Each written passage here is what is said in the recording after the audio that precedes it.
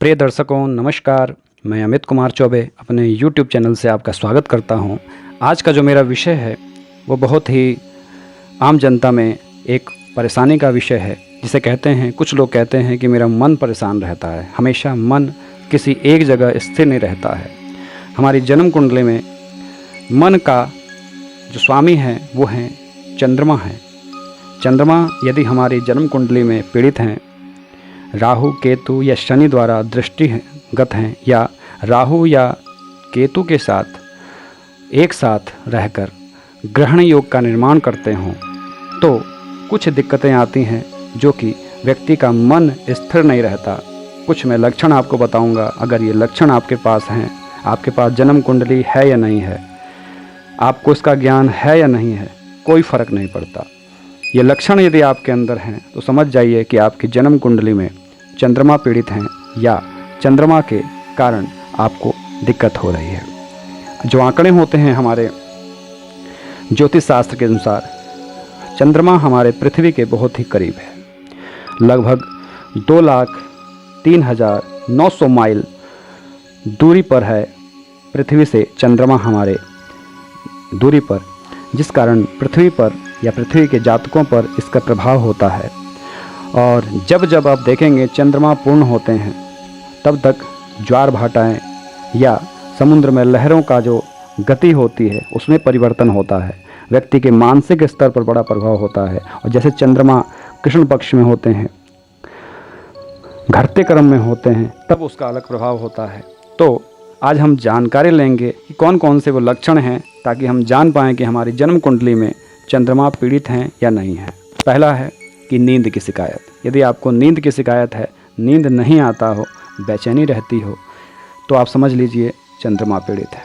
पूजा में आपका मन नहीं लगता हो, पूजा पाठ से आपका दिल भागता हो, बैठ तो जाते हैं लेकिन आपकी इच्छा नहीं लगती है। दूसरा, किसी उधेड़ बुन में लगे रहते हैं, करें या ना करें, अधूरापन रहता है ज़िंदगी में, चिड़चिड़ापन रहता है, छोटी छोटी बातों पर गुस्सा आ जाता है, अकेले में रहने की प्रवृत्ति हो जाती है, तो समझ जाइए कि चंद्रमा अच्छा फल नहीं दे रहे हैं। कोई भी कार्य जब आप अधूरा छोड़ दें, या आपके कोई संतान हो, कोई भी काम पूरा ना करती हो, कोई भी नौकरी आप करते हो तो लंबे समय तक ना करते हो, बीच में छोड़ देने की प्रवृत्ति आपकी होती है। कोई काम, एक काम आपने पकड़ा नहीं, दूसरा फिर उठा लिया, तो मत जाइए चंद्रमा कमज़ोर है। आपकी संकल्प शक्ति कमज़ोर होती है। आपने कोई संकल्प लिया और थोड़ी सी दिक्कतें आई, आपने बीच में छोड़ दिया, समझ लीजिए चंद्रमा कमज़ोर है। जिस व्यक्ति का मनोबल कमज़ोर हो जाता है, ये मान के चलिए सारी संपत्ति, रूप, वैभव सब बेकार है। आप कितने भी सुंदर हैं, रूपवान हैं, वैभव अपार है, यदि आपका मनोबल डूबा हुआ है तो सारी की सारी संपत्ति जीरो हो जाएगी। ऐसे कई इतिहास में हमारे राजा महाराजा हुए हैं जिनकी आने वाली पीढ़ियां, संतानों के अंदर मनोबल कम था, पराक्रम नहीं था, आत्मबल नहीं था, जिस कारण उन्होंने सारी संपत्ति, सारा वैभव, सारा राजकाज सब जीरो कर दिया। कहते हैं चंद्रमा मन सो जाता है। हमारा मन के जो स्वामी हैं चंद्रमा हैं, और जिस व्यक्ति का मन ही स्थिर नहीं है वो व्यक्ति कभी सफलता प्राप्त नहीं कर सकता। हमारे शास्त्रों में चाणक्य कहते हैं, आचार्य चाणक्य, कि यदि मन आपके नियंत्रण में है तो वो आपका सबसे बड़ा मित्र है। यदि आप मन के नियंत्रण में हैं, उसके गुलाम हैं, समझ लीजिए आपका पतन निश्चित है। चंद्रमा जो हैं वो मजबूत होने चाहिए, बलवान होने चाहिए, लेकिन कैसे हों वो मैं आपको उपाय बताता हूँ। वो उपाय यदि आप करें तो निश्चित ही आपके चंद्रमा मजबूत हो जाएंगे। जन्म कुंडली में कितने भी दोष हों वो दूर हो जाएंगे। इसीलिए आपने देखा होगा, जन्म कुंडली बनती है तो लग्न कुंडली के साथ चंद्र कुंडली भी बनती है, उसका अपना अलग महत्व होता है।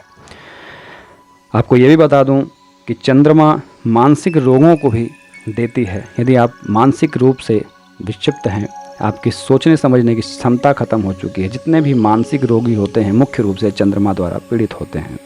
मन की शांति नहीं मिलती और विचारों में हमेशा क्रांति बनी रहती है।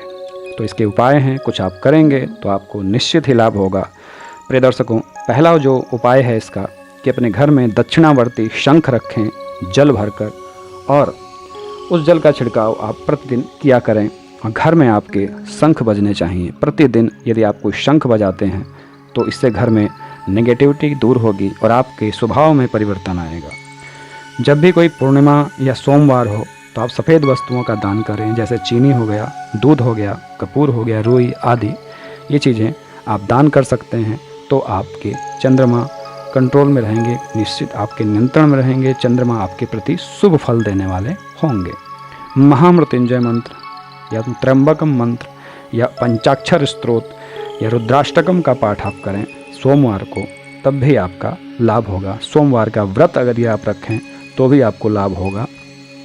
और रुद्राभिषेक यदि आप करें प्रत्येक माह में या श्रावण मास में तो ज़रूर किया करें।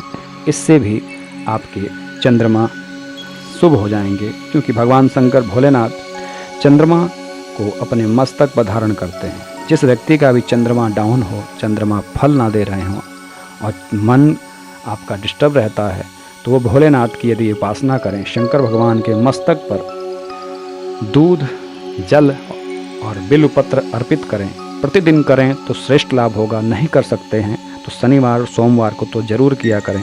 आप देखेंगे इसके प्रभाव 4-5 सोमवार यदि आप करते हैं तो आपके मन नियंत्रित हो जाएगा। आपके मन पर अच्छे अच्छे विचार आपके मन में आएंगे। और एक अन्य उपाय जो मैं आपको बताने जा रहा हूँ वो आप ज़रूर कीजिएगा। अचूक उपाय है और साधना में कई जातकों ने इसका लाभ उठाया है। 40 दिन तक गायत्री मंत्र का रोज़ आधा घंटे आप जाप किया करें और उसके तुरंत बाद शिव चालीसा पढ़ें। और जो आप जाप करेंगे वो मोती की माला होनी चाहिए या रुद्राक्ष की माला होनी चाहिए। ये प्रयोग आप शुक्ल पक्ष की, किसी भी शुक्ल पक्ष की द्वितीया से आरंभ करके 40 दिनों तक कर सकते हैं। इसका आप विशेष लाभ उठा पाएंगे। प्रिय दर्शकों, ये उपाय ऐसा है, प्रत्येक व्यक्ति आजकल मन के द्वारा, जिनका मन परेशान है, किसी प्रतियोगिता में, विद्यार्थियों के लिए भी बड़ा अच्छा उपाय है। विद्यार्थी प्रतियोगिता की तैयारी करते हैं या घर में उनका शिक्षा में, पढ़ाई लिखाई में मन नहीं लगता, तो उनके लिए भी ये उपाय किए जा सकते हैं। यदि ज्योतिषी सलाह के उपरांत आप मोती रत्न भी धारण कर सकते हैं, लेकिन चंद्रमा की स्थिति कुंडली में देखना अवश्य है, जरूरी है। तो आप मोती धारण कर सकते हैं, इससे भी आपको लाभ होगा। और इसके साथ साथ आप चंदन की तिलक माथे पर लगाएं, सफ़ेद चंदन का तिलक, या पानी से भी उंगलियां डालकर त्रिपुंड लगा सकते हैं। इससे आपको विशेष लाभ होगा। और ऐसे व्यक्ति को, यदि वो व्यक्ति शिखा रखे अपने मस्तक पर, शिखा रखने से भी इसका विशेष महत्व है। हमारे पुराणों में, सनातन धर्म में तिलक और शिखा मस्तक सिर पर रखना बहुत ज़रूरी बताया गया था। इसका अपना विशेष महत्व है। यदि आप इसको करते हैं तो आप उसका बहुत ही लाभकारी प्रयोग देखेंगे और इसका आप लाभ उठा सकते हैं। धन्यवाद। जय श्री राधे।